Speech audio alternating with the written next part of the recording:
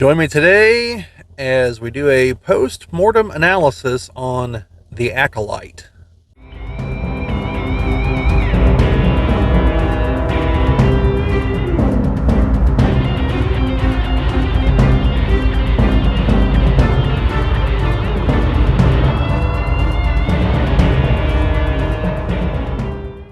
This is the Geek Cabal channel. My name is Bobby, and today we're going to be talking about Star Wars, the Acolyte, and basically what happened.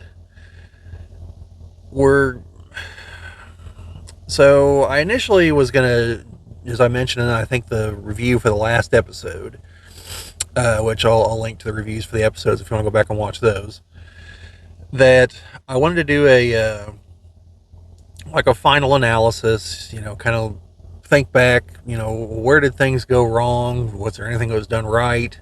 And so on. However, in the last week or so, it has become public knowledge that season 2 has been canceled. So this is now no longer a final analysis. This is now a post-mortem analysis. Hence the opening. So, with that in mind, might try to do a little bit different stuff in the editing with this video. I've been thinking for a while and trying to make these look at least a little bit more professional. So, hopefully I'll be able to make that work in editing. So, here goes. I actually took a lot of notes for this one. And so I want to start with some of the idea. Well, I want to start with one comment I just want to get out of the way here. So there was obviously a lot of criticism of this show. I leveled a hell of a lot of criticism at it. And I think most of the criticism is valid. I think all mine's valid, obviously, because, I made it. So obviously I agree with it. And I agree with a lot of the other criticism that I saw. And there's just one element of criticism that, while I didn't personally see it or saw very little of it, I'm sure it's out there. And that is criticizing this from a diversity angle.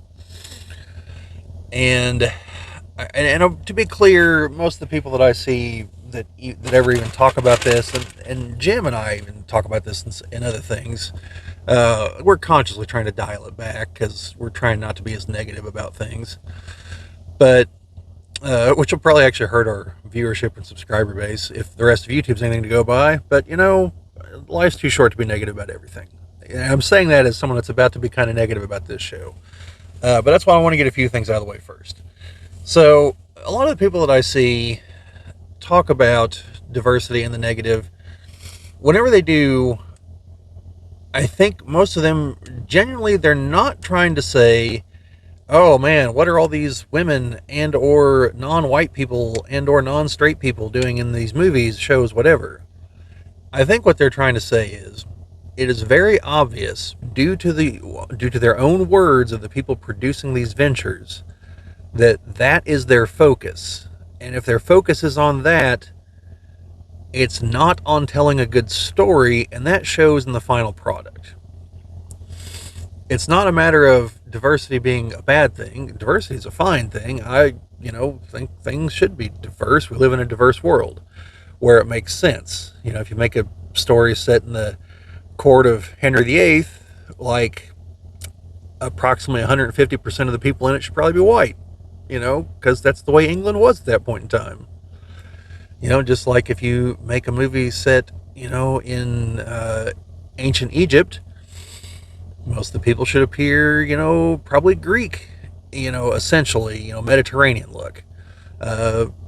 So like Gods of Egypt probably shouldn't have had people of, more Northern European descent playing the gods. Now, you could make some weird argument that the gods aren't like the mortals and so on, but the mortals picture the gods like themselves typically, so, I think it's a kind of a bunk argument. But anyway, getting off track already. This show features a considerably diverse cast compared to most of the rest of Star Wars. And that's not a problem. That is not a source of failure for this show. Now, maybe some of the particular casting was bad, but the casting wasn't made, I don't think, with that in mind. I mean, some of it I'm sure was just because the way Disney is at the moment. They literally have check boxes on these things. But, the bad casting is like Leslie Headland's. I don't know if she's a girlfriend or a wife. I'm sorry. I'm not trying to belittle their relationship, if I'm saying the wrong, whichever they are here. She's just not a good actress, for that role. I haven't seen her in other things, so I don't know, or at least I don't know that I've seen her in other things. But she was easily the worst acted character in the show. And I don't know if that's her acting, if that's just in her genre or what, but it was bad. Like, it was really bad. To the point that I was like, is the character actually supposed to be this way? Am I missing something? Because I'm not going to read the trash High Republic stuff. So, that was bad casting, but that's nepotism. She wasn't cast because she's a member of the LGBTQ crowd. She was cast because she's in relationship with Leslie Headland. That's nepotism. So, and here it was bad. Then no one else to me was really terrible casting. Maybe Yord, but not so much for how he played the character, because he seemed to play the character competently. More the fact that he knew nothing about Star Wars, and that was obvious whenever he would talk in interviews. And I mean, you shouldn't have to know anything about the show, about the universe to get cast in the shows. But in the interim, we're talking 9 movies. If you want to, well, I guess technically it's 11 movies. That's not a lot of time to devote to reading up on the universe. And even then, really, since it's the High Republic, you probably really only need to cover the prequels, because that's the era that's closest to it. So, I just, it's frustrating knowing that there are probably plenty of other actors that are huge fans of Star Wars that would have killed for a role in anything Star Wars. I mean, Squid Game went and learned English for this role, and I feel terrible for him for that. I hope he's able to parlay the fact that he was one of the standout characters, and he now is fluent in English, that he can get greater success in Hollywood, because he's good in Squid Game, and I'm really looking forward to Squid Game Season 2. Likewise, there are other people in this that were good. The main Sith character, Smilo Ren, he played his role very well. Old Amandla Steinberg, while I seriously dislike some of the things she did outside the show, I think she played, at least Osha was played well. May, and could just be the writing, May was basically insufferable. So, but the fact that she played Osha at least competently, I'm chalking up it's probably the writing. So, anyway, I just wanted to note that diversity is not a problem with this show. The Star Wars universe is a diverse universe. It's perfectly fine. Going forward, the Star Wars universe, like the original trilogy, is limited due to when it was filmed and where it was filmed. Because it was filmed in England in the 70s and 80s. And, again, England's, approximately 1,000% white at that point. So, all the actors are white, except for Billy D. Williams. Which, by the way, that should go to show that the Star Wars fan base in general, like, they try to paint this picture of toxic trolls and fanboys and everything. Lando, super popular character. Mace Windu, super popular character. Princess Leia, super popular character. Who else do we have? Padme, I don't know if she was quite as popular, but I see a lot of people cosplaying her at conventions recently. And I'd like to believe there's others I'm forgetting, but I know the movies are actually pretty monochromatic. However, the fact that the characters that are not that mold of straight white male are very popular should tell you something. One of the few points of praise that the Solo movie gets is Donald Glover's portrayal of Lando. That's one of the things people actually want to see expanded from that, is to see more of him as Lando. So this just would not be the case if the fan base was a bunch of racists and sexists and everything else. It just happens that there are some other poorly written characters who fall in those characters, like Reva, who is just annoying as hell. And I don't fault the actors for that. That's writing. So I just wanted to get that out of the way, that no, diversity is not the reason this failed. And anyone that's telling you that, I question what they're driving at, because as I mentioned in other videos, even like the critical drinker, who is very critical of the message and things like this, has had to point out before that just because there's a person of color or a woman or a non-straight person in a show does not mean that it just in and of itself is not a valid criticism. Unless you truly are, racist or homophobe or something. And I'd like to believe the vast majority of people aren't. So that in and of itself is not a valid criticism. If it's obvious that was the focus instead of telling a good story, that's a valid criticism. Now, then there's the fine line of, but is that the story? Because if that is the story, well, obviously it's going to be there, and obviously it's going to be focused on. And so in that case, obviously that's going to be what they focus on. And so then it comes down to, well, was it well written? And so, Anyway, I just wanted to get that out of the way before we got to some other stuff here. So, some possibly good ideas that just went off the rails. And some of these are things that could have been explored. I'm not saying they necessarily did show up in the show in some of these cases. So, the concept of the Force twins. Now, we have that with Luke and Leia. But outside of a handful of things scattered mainly in Return of the Jedi, although there is the one thing in Empire, we don't really delve into, like, is there a deeper connection because they're twins? Is there anything that's possible because they're twins? Does that make anything? And the fact that Luke and Leia are not identical twins, whereas the two, Osha and May here, are identical twins. There was the possibility to kind of go into that, and they really don't. You had that idea, or alternatively, to better go into, well, what if they really are like yin and yang and go different directions and everything? We kind of had that, but May was only just beginning to go down the path of the dark side, and Osha had stopped being a Jedi.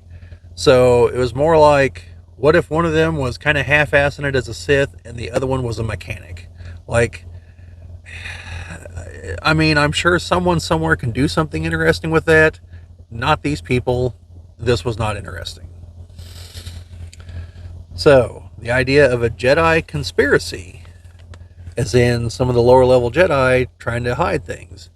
That could be an interesting idea to explore.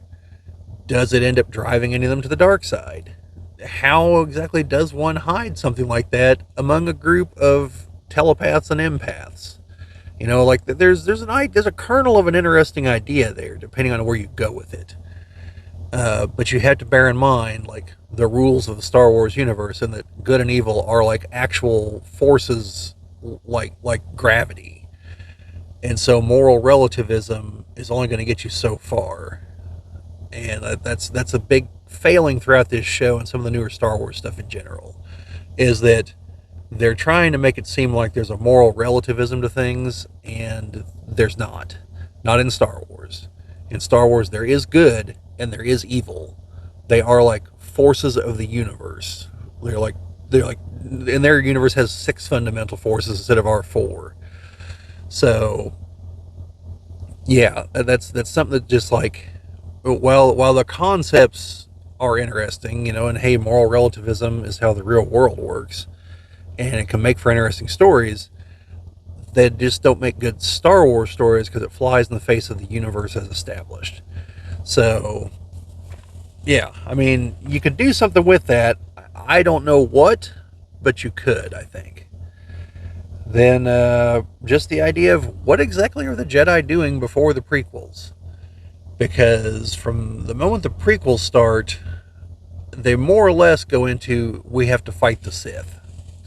And that's kind of just the way we see them throughout the rest of the movies. So, what exactly do they do in that 1,000 years of peace after, was it Rusan, I believe? And so, this would have been a chance to see that had we not involved the Sith. So, I feel like that was a missed opportunity. But at the same time, you would have to have them doing something story worthy. They can't just be galactic beat cops. There's got to be something else going on, some other conflict. And you could even have a last minute reveal at the end that, oh yeah, sure, whichever Sith Lord's in charge at the time was actually masterminding the whole thing. And that could have been interesting, exploring the other aspects of the plan laid out by Darth Bane 1,000 years ago, showing that the Sith have basically been responsible for every major conflict in the galaxy for the last 1,000 years, as they've used their money and influence to fund uprisings and terrorism and everything else, just to constantly keep the Jedi off balance. And just seeing the depths of that plan, along with, again, what the Jedi do on the day-to-day, could have been interesting. That's not at all what we got. What is exactly the balance of power in the universe at that point, the galaxy? Is the Republic clearly can't be all powerful, because that means it lost power between there and the prequels, and that's only 100 years. That's doubtful. So, do the Hutts control some big chunk of space? What's going on in the unknown regions? Where does the Republic not have sway, and why? Are they trying to advance, or have they just kind of fossilized into place? These are questions that could have been explored. Are they gaining ground somewhere? Are they losing ground somewhere? Do they have some kind of détente with the Hutts, and other criminal organizations? Is there a push to try to outlaw slavery in the Outer Rim? These are all things that could have been explored, that could have been interesting. But that's, again, not what we got. Let's see. Where do the Jedi actually fit in the structure of the Republic? Even that's not clear even in the prequels. So some clarity on that would have been interesting. Some, maybe the Jedi are being integrated into the virtually non-existent armed forces of the Republic. And the Jedi at the time have issues with that. They foresee a potential problem down the road. Maybe things like that. Maybe they're trying to decouple from the Republic. Are they dependent on the Republic for funding? These are things that could have been explored. And I don't think you could build a show around those things, but some lines here and there to better explain some things would have been nice. Because with Star Wars and with anything, there are things you can explain that bring clarity, and then there are things that when you try to explain them just make things smaller. And that's like the midichlorian thing. That kind of that grounds something that's mystical. Now, again, I think another product should have gone in to clarify that they discovered, years later, that the midichlorians don't cause the Force, that they're actually just, parasites in the blood drawn to Force users or something, like moths to a flame. And everything would have been fine. That would have fit the canon. There would have been a good explanation. Would have remystified the Force, and would have been back to the races. So just some things that you just shouldn't explain, but there's other things that you should, for the sake of, but how does this universe actually work? Because if we're going to keep getting products, like if we're going beyond the realm of the original 6 movies here, we're going to need some explanations on things. Because eventually you have to start clarifying some things so that people understand what the rules of the road are for the universe. And you just need those things. Because otherwise people eventually get to a point of, yeah, but you said this over here and you said this over here, and if this guy does this, what is this actual structure that he's working for? It's one thing in the original movie to say, oh, well, there's the evil empire, the Senate's been disbanded, and then there's the rebellion. That's all you really actually need. You don't need details on how the evil emperor came to power. You don't need what the command structure of the rebellion is or anything like that. But once you start getting into other shows and other avenues where like the command structure actually matters, then we need to know what it is. You know, when we get to even Rogue One, you know, where does Krennic actually fit in the Imperial command structure? You know, what is like Grand Moff Tarkin? Like, what does that rank actually mean? Things like that eventually need to be clarified because you keep building on those as if they matter, but they don't matter if we don't know what the hell it means. And so this would have been an opportunity to clarify some things about how the Old Republic worked. Even though it's a century before the prequels, presumably there wouldn't have been tremendous changes because it's been that way for nearly 1,000 years at that point. So just some things they could have gone into that they didn't. And then just in general, what's the day-to-day life like for people in the Star Wars universe? We actually have very little on that, and it actually looks kind of bleak in basically any of the time periods.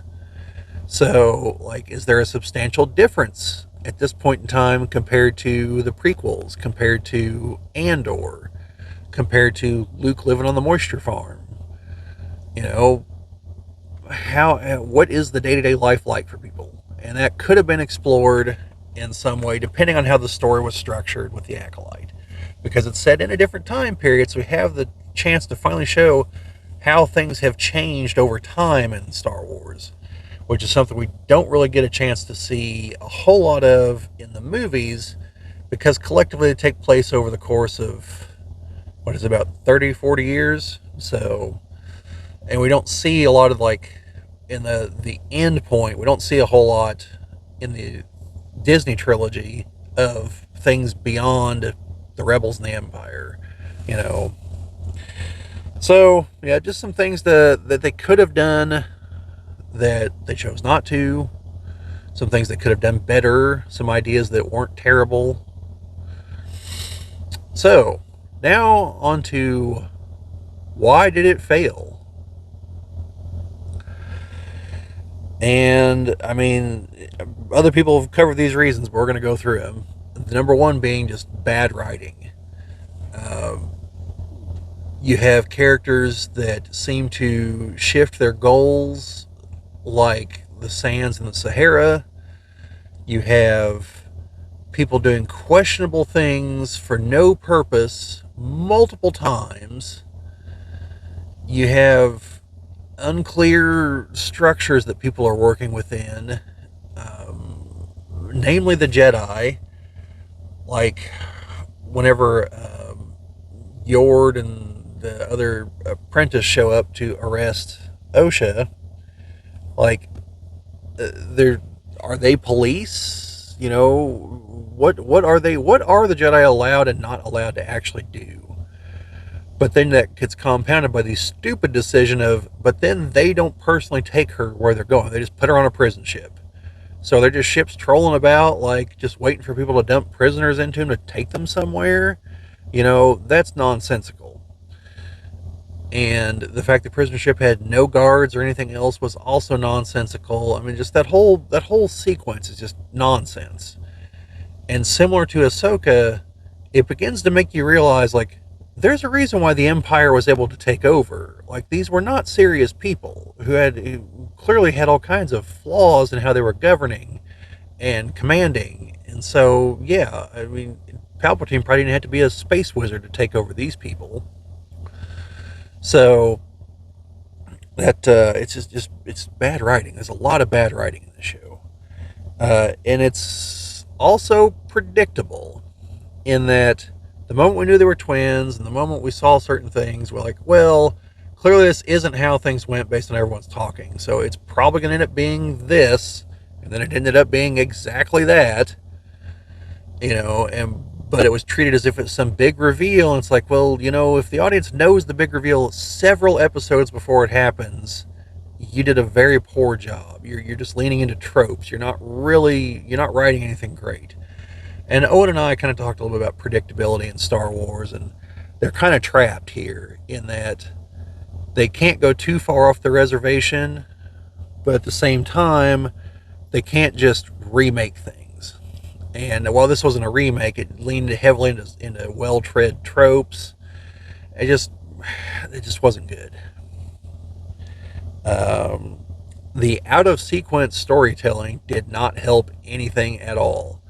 It tried to build up this big mystery, and when if the mystery just falls flat. So because of that, it would have been far better off just running this in sequence and going with the Jedi are hiding things from people, and you would have cut probably a third of the runtime easily, which one of the other problems is there's just not enough plot here to justify 8 episodes. Like, this should have been a movie. This could have been done in the time of a movie. If you take out the numerous times that people are like on the verge of, I'm going to tell you something important, X happens, I'll tell you later, and just had them just tell them at some point, that's an episode right there. So that's, the timing is just bad in this. It's too long because of things like that. It's drug out far, far too long. Again, this could have been a movie or like 3 hour-long episodes at the most. But then you don't have a show. So I really feel like the pitch for this was a movie originally. And somewhere along the way, Disney got scared. And I don't know why, other than it sounded bad. But if it sounded bad, why'd you go through with it? I can only speculate on that. Then we have things like the fact that the star released a music video targeted a part of the audience, and that was just not a good idea. You just don't come out and attack the audience. I don't know why anyone thinks this is acceptable behavior, because it simply isn't. And it's very clear that audiences have gotten tired of it. So, outside of a handful of like ridiculous super fans, who then go on to also attack the other parts of the audience, I don't know what anyone hopes to achieve. Like, if someone calls me, stupid or far worse insults because I had the gall to be critical of their efforts, I'm probably not going to pay for any of their efforts anymore. Like, you've got to be releasing a pretty damn awesome product for me to consider supporting it after that. And this ain't it. I was already had access to Disney Plus subscription, so I wasn't giving them any more money. But I definitely won't be buying any of the merchandise from this, which there is some, by the way. But I think Lego very wisely saw that this was a disaster waiting to happen and didn't jump aboard. There are, however, some Black Series figures from Hasbro, and they just started showing up. Like, if I ever find those at Ollie's, I might buy them, because they just might try to memory hole this show. Let's see. We also had, there's the possibility there's fatigue from other Star Wars ventures. Now, to be clear, I don't mean, oh man, there's just too much Star Wars stuff to keep up on. That excuse will never work. The MCU is crystal clear proof that does not happen in general. You just cannot be a rolling juggernaut for a decade, releasing 2 to 3 movies a year with increasing box office as you go, and have people and legitimately think people are going to buy that. Oh no, it's just too much. I can't do it. No, what I mean is it's fatigue from subpar products. Because if we look at the movies, like the Disney trilogy, The Force Awakens obviously was a matter of the franchise was still very important to people, still very popular. It was a potential fresh take. The movie itself was competently made. I've said before that if it weren't a Star Wars movie, it wouldn't be a terrible movie or anything. So, it had a lot going for it. It'd been years since we'd had a Star Wars movie. J.J. Abrams, for whatever reason, is a popular director. And like the stars aligned, it made money. It made a lot of money. So then we get to the sequel. And that's where things fall apart. The sequel still made a lot of money, The Last Jedi. Still made a lot of money. That was the goodwill that carried over from The Force Awakens, because people were mostly satisfied with it. But then The Last Jedi just set everything on fire and blew everything up. And then we had The Rise of Skywalker, and The Rise of Skywalker Still made a lot of money. It's the ending part of the trilogy. People are like, okay, well, at least I've got to know how it ends. I'm invested at this point. This is part 9 of the series. Like, this is the end trilogy of the trilogy of trilogies. Like, I've got to know. And there's a reason why they haven't released any movies since then. Like, Solo came out between those two and did not do great. It's the one that felt the wrath for the problems of Episode 8. So Disney clearly read the writing on the wall, even though all 3 of the movies made lots of money. But they clearly saw that the slump was coming. So they converted to Disney Plus. And it's just been going downhill since then because they keep making subpar things. Like, Ahsoka's watchable. I was reasonably entertained. I want to see where season 2 goes. But it was not what I would call great by any stretch of the imagination. You know, it had several flaws in it. Obi-Wan. I thought Obi-Wan was okay, but Star Wars should be much better than okay. It's Star Wars. It should be great. It should be fantastic. It shouldn't be serviceable. So, you know, The Mandalorian Season 1 and 2, those were great. Those have been carrying things. Season 3 was not so great. It wasn't trash, but it wasn't great. The Book of Boba Fett, that was very sketchy. And then you have this, and this is the end result of all those things coming together for people like, you know, am I really, like, is this really going to be worth my time? And then the reviews started coming out where the answer was very clearly no, and people have learned by now that the reviewers aren't lying. Like, these things really are bad. You know, so they started listening to the reviewers, presumably, or they watched it themselves, and it just tanked viewership-wise. And so I think part of that is fatigue from the other subpar Star Wars stuff that's been coming out. That's personal opinion. I don't think it's fatigue from Star Wars. If this show would have been great, we'd be hearing about it. There'd be season 2 would already be in production. But further proof of this is Andor, where pretty much everyone that watched it says this is like the best Star Wars has been in a long time, if ever. And if not ever, but just not a lot of people watched it, and because of the fatigue, and it was kind of slow start, and people are like, who the hell's Andor? So, you know, it had some issues with branding and everything, but it's getting a season 2, which is great because it's a great show. And then finally, you know, just the playing loose with canon to no real effect. Like, to nothing positive. It's one thing if you do it and you get a positive result. Or if you back yourself into a narrative corner, like in the end of Aliens, when there are no more aliens because they've been all nuked, you know, you've got to do something to get yourself to Alien 3. The end of Highlander, when McLeod's the last one left standing, you got to do something to get to that next movie. And we actually did a franchise fixes on that. The fix is real simple. Don't say it's the only immortals. Like, that's it. So if you're gonna screw with canon, you better produce something that makes it worth it. And this ain't it. So yeah. And then of course the final problem is this show cost $180 million to make, and I'll be damned if I know where that money went, because it sure doesn't look like $180 million is on screen. There's no actor that's so huge that they had to cost a lot of money. There's nothing in the production that cost that much. A lot of it is CGI. So, you know, it's not like there are a whole lot of sets built, and practical effects are generally cheaper anyway, unless you're building a whole town or something. So, I have no idea where this money went. You know, some of it obviously went to promotion, which was, you may as well set it on fire. Then, you know, Leslie Headland, I'm hoping, wasn't paid a whole lot for this, because the writing was bad, the production was bad. So I don't know, but this show just lost all kinds of money. And I think had it been a movie, I think it would have cost less, and there would have been a greater chance of returning investment on it. I still think you would have been on shaky ground because it's an unknown deal, and it's not one of the main trilogy films or anything.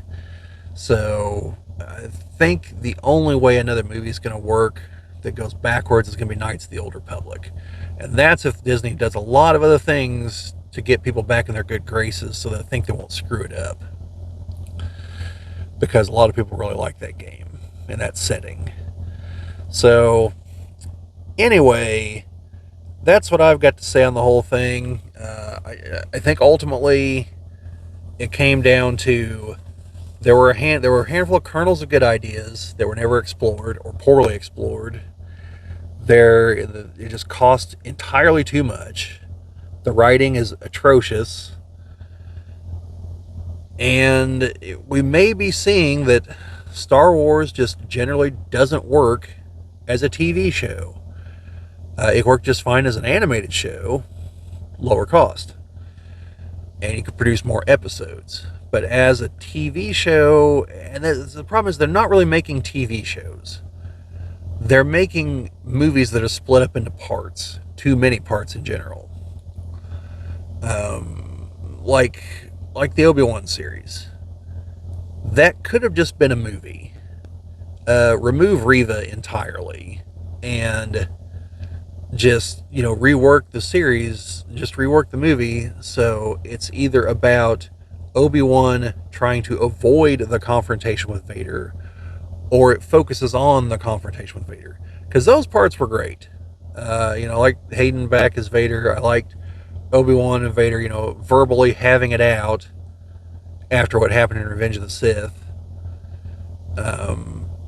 Vader getting in his verbal jabs, and Obi-Wan, unburdening himself of the guilt by apologizing to Anakin, by accepting that, yes, elements of what happened were his fault.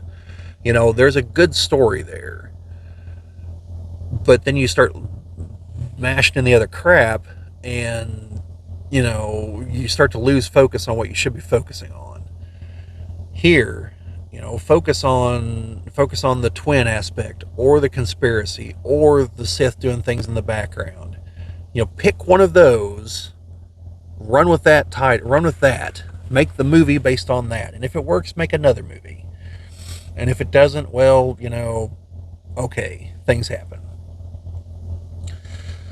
There were better ways to do things, more competent ways to do things. But again, I don't know, maybe we're finding out that it just doesn't work in this kind of format. Or if it's going to go forward, maybe make hour-long episodes instead of half-hour-long episodes, like House of the Dragon, which you would think would have similar problems because it's similar compositions. It's female-led. There's greater diversity than there was in Game of Thrones. There are just numerous other things that you would think would torpedo such a venture if those were problems. But House of the Dragon is the better show, like, by far. So, and the fact that it's considered the better show should also tell everyone, no, the fanboys are not a bunch of sexist and racist, because again, as I just laid out, the main characters are women. Several of the secondary characters are not white. There's a couple characters who aren't straight. No one is complaining about those things. Like, the show is a better written show. It's not perfect, but it's a better written show.